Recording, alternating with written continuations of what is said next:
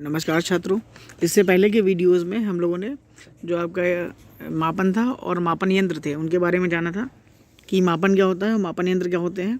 जो मापन था हमारा क्या था कि किसी अननोन वैल्यू को किसी नॉन स्टैंडर्ड वैल्यू से कंपेयर करा के हम लोग क्या करते थे, उस वस्तु की मान ज्ञात करते थे, भौतिक मान ज्ञात करते थे। वही हमारा जो ये प्रक्रिया होती थी वो मापन कहलाती थी। ठीक है, अब जानते हैं हम लोग कि कैलिब्रेट क्या होता है, कैलिब्रेशन क्या होता है हमारा। तो देखिए क्या है कि कैलिब्रेशन का अर्थ किसी मापक यंत्र की तुलना किसी स्टैंडर्ड इंस्ट्रूमेंट से करना या प्राइमरी इंस्ट्रूमेंट से करना क्या कहलाता है, कैलिब्रेशन कहलाता है।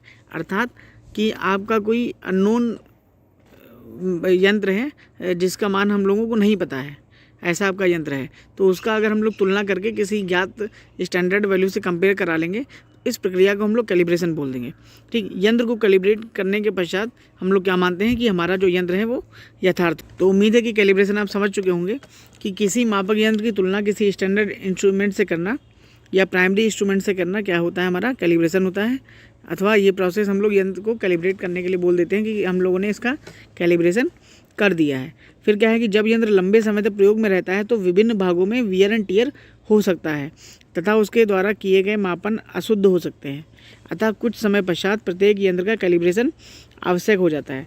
तो देखिए क्या मतलब है, ये कहना चाह रहा है कि हम लोग कभी कभी ऐसा होता है कि कई सारे, आपको पता है कि इंडस्ट्रीज़ में कंटिन्यू प्रोडक्शन चलता रहता है, तो उस सिलसिले में होता क्या है कि आपका जो इंस्ट्रूमेंट होता है, जो हम लोग जिसके द्वारा प्रोडक्शन कर रहे होते हैं, वो लगातार कार्य करने के कारण कभी कभी उसकी वैल्यू ख़राब आने लगती है, या मान लिया कि वो जो है अपनी एक्यूरेसी को धीरे धीरे खो देता है। लगातार वियर एंड टियर हो गया या फ्रिक्शन हो गया, वहाँ पे कई सारे ऐसे फोर्सेस लगा सही से कार्य करने लगे और वो प्रोडक्शन सही से थी। जैसे होता क्या है कि मान लिया हम लोग गाड़ी लाते हैं, तो शुरुआत में गाड़ी बड़ी अच्छी चल रही होती है, फिर उसके बाद होता क्या है कि हमारी गाड़ी का एवरेज कम हो जाता है, या हमारी गाड़ी सही से वर्क नहीं कर रही होती, उसका ब्रेक जो है सही से काम नहीं कर रहे होते हैं। तो हम लोग क्या करते हैं कि फिर जाएंगे ऑटोमोबाइल मैकेनिक के पास और क्या करेंगे कि अपनी गाड़ी की सर्विसिंग करा लेंगे।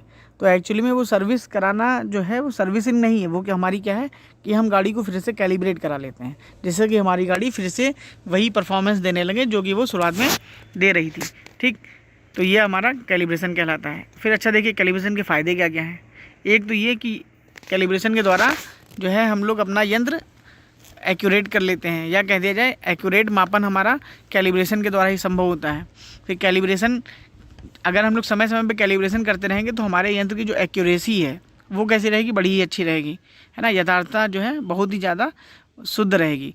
अच्छा, यथार्थता हमारी क्या होती है, ये आप परेशान ना होइएगा, आपको नेक्स्ट वीडियोज़ में हम लोग बताएंगे। फिर क्या है कि नए यंत्रों का प्रयोग हम लोग बिना कैलिब्रेशन के संभव ही नहीं है। नए यंत्रों का प्रयोग हम लोग कब करते हैं, जब उनका कैलिब्रेशन हो चुका होता है। फिर यंत्रों के मापन त्रुटि ज्ञात करने के लिए जो है कैलिब्रेशन का प्रयोग किया जाता है।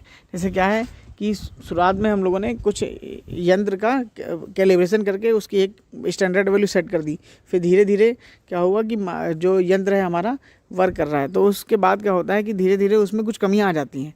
तो हम लोग कितनी कमी आई है इसको किस माध्यम से जानेंगे, कैलिब्रेशन के माध्यम से। ठीक, तो अगर हम लोग इसको समराइज़ करें जो हमने जाना, तो कैलिब्रेशन का मतलब क्या होता है कि किसी मापक यंत्र की तुलना स्टैंडर्ड इंस्ट्रूमेंट से करना या प्राइमरी इंस्ट्रूमेंट से करना, और यंत्र को कैलिब्रेट करना हमारा क्या कहलाता है, यंत्र को यथार्थ करना हमारा क्या कहलाता है, कैलिब्रेशन कहलाता है।